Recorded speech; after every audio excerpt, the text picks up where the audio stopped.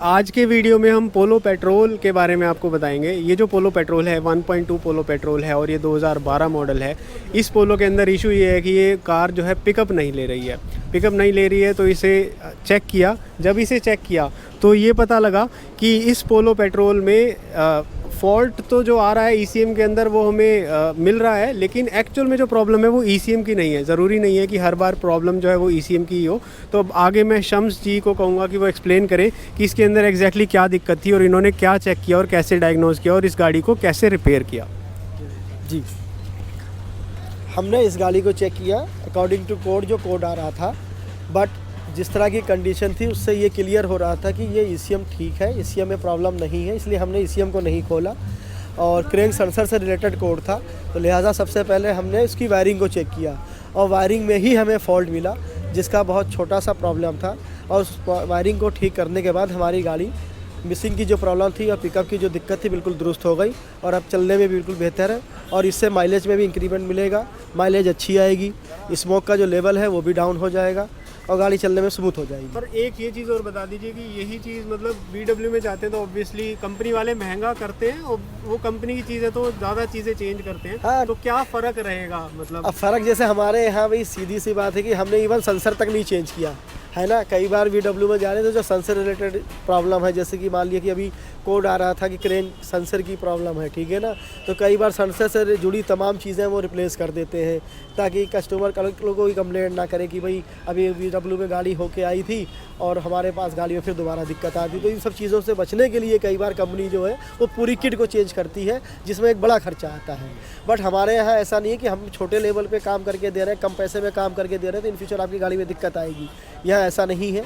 जो फॉल्ट होता है अगर छोटा है तो छोटे में ही उसको ठीक कर दिया जाता है, बड़ा है तो कुछ पहले आपको बताया जाता है कि भाई इसमें प्रॉब्लम बड़ी है, खर्चा थोड़ा बढ़ सकता है, अप्रोक्स कहाँ तक आ सकता है।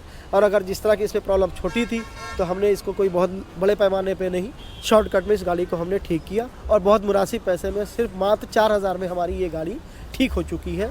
जिसमें कि जबकि देखने में बहुत बड़ी समस्या लग रही थी कि पिकअप नहीं आ रहा है, गाड़ी चलने में दिक्कत दे रही है, कोड आ रहा है, कई बार लोग इसको बहुत बड़ा इशू बना देते हैं। बट यहाँ ऐसा नहीं है।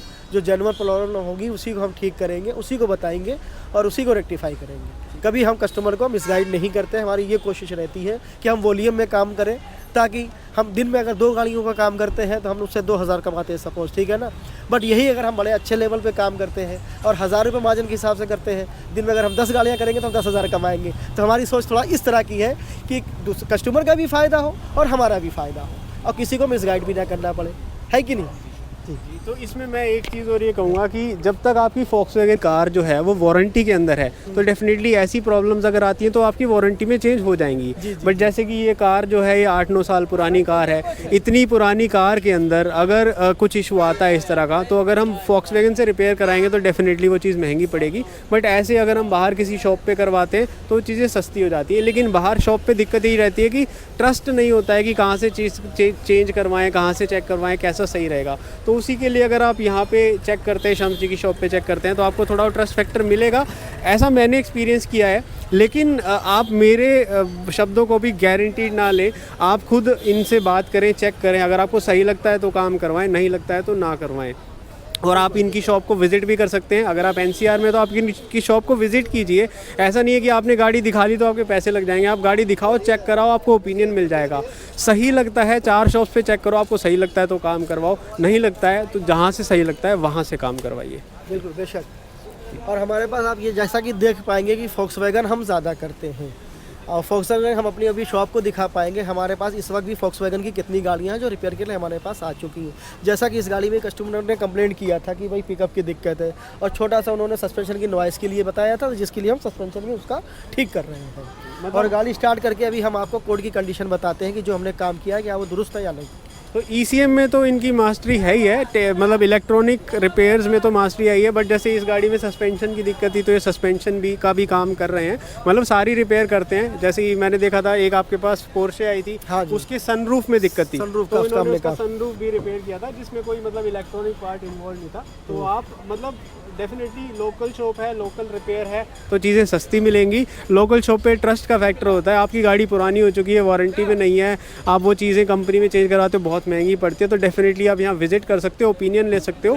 फिर करवाना ना करवाना आपके ऊपर है, आपका चॉइस है, आपको सही लगता है करवाइए, नहीं तो ना करवाइए। Thank you so much. ये एक नो DTC।